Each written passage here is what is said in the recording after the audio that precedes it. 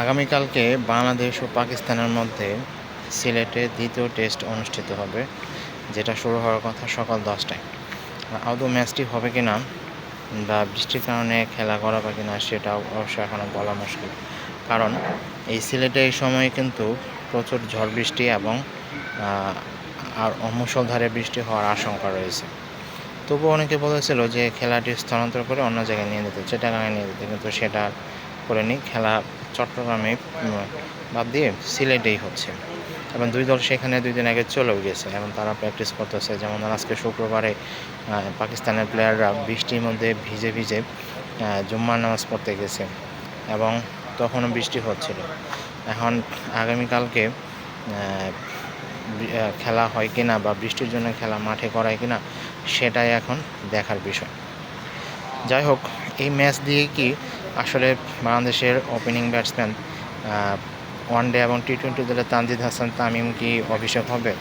কারণ আপনারা জানেন যে 2 দিন আগে সাদমান ইসলাম ইনজুরির কারণে এই দ্বিতীয় টেস্ট থেকে সরে গেছে বা ছিটকে গেছে।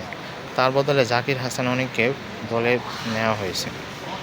এখন জাকির হাসান অনিক আসাতে অনেকে বলতেছে যেহেতু টেস্ট ক্রিকেটে দ্রুত রান তোলার জন্য এবং টেস্ট ক্রিকেটে আক্রমণাত্মক ক্রিকেট খেলার জন্য তানজিদ হাসান তামিমকে টেস্ট দলে রাখা হয়েছে, তাহলে তাকে অভিষেক করানো হোক, তাহলে তাকে এই সিলেট টেস্ট দিয়ে তাকে টেস্টে খেলানো হোক। এটাও হতে পারে, কারণ সিলেট টেস্টে অভিষেক করলে আমার মনে হয় ভালোই হবে। কারণ বিশ্বের অনেক বড় বড় ব্যাটসম্যান যারা অনেক মারকাটারি ছিল, অনেক আক্রমণাত্মক ছিল, তারা কিন্তু টেস্টে ভালোই কাটিং করে কিন্তু এবং অনেক আক্রমণাত্মক হয়ে কিন্তু তারা ডাবল সেঞ্চুরি, ট্রিপল সেঞ্চুরি করেছে। যেমন ধরুন আপনি বীরেন্দ্র সেহবাগের কথাই ধরুন, তিনি যখন ট্রিপল সেঞ্চুরি করেছেন 319 রান, তখনও কিন্তু তিনি একজন ড্যাশিং ওপেনার ছিলেন এবং তিনি অনেক আক্রমণাত্মক ক্রিকেট খেলতেন, বিপক্ষ দলের বোলারদের উপর চড়া হতেন। তিনি আক্রমণাত্মক খেলেই কিন্তু ট্রিপল সেঞ্চুরি করেছেন। তারপরে অস্ট্রেলিয়ার ম্যাথু হেডেন, তিনি 370+ রান করেছিল টেস্টে, তিনিও কিন্তু একজন আক্রমণাত্মক ব্যাটার ছিলেন এবং তার আক্রমণাত্মক ব্যাটারের কারণে কিন্তু ট্রিপল সেঞ্চুরি করেছেন। আরও অনেকেই আছে যারা আক্রমণাত্মক ক্রিকেট খেলেই কিন্তু টেস্টে ভালো রান করেছিল এবং টেস্টে ট্রিপল সেঞ্চুরি, ডাবল সেঞ্চুরি করেছেন।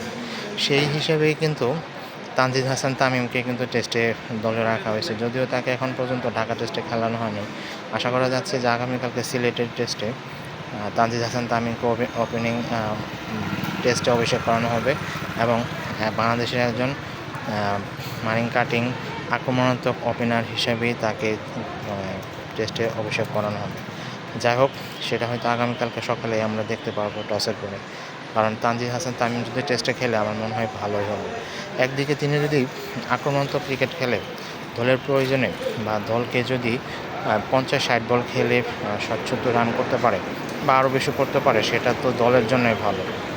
এবং টেস্টের ইনিংসের শুরুতেই যদি তিনি এই কাজ করতে পারেন, তাহলে মিডল অর্ডারের বা পরবর্তীতে যারা ব্যাট করবে তাদের জন্য সেটা অনেক ভালোই হবে। তাদের উপর তেমন চাপ পড়বে না, তারা অনেক নির্দ্বিধায় খেলতে পারবে।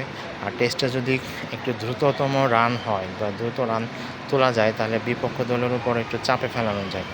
এই হিসেবেই কিন্তু তানজিদ হাসান তামিমকে দলে নেওয়া হয়েছে।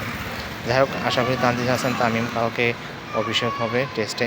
তার অভিষেক হলে আমার মনে হয় ভালোই হয়ে যাবে এবং বাংলাদেশ দলের জন্য অনেক ভালো হবে। আপনার কী মনে হয়, তানজিদ হাসান তামিমকে কি ওপেনিং করিয়ে বাংলাদেশকে আক্রমণাত্মক ক্রিকেট খেলাবে টেস্টে? সেটা আপনাদের মতামতে কমেন্ট বক্সে লিখে জানিয়ে দিতে পারেন।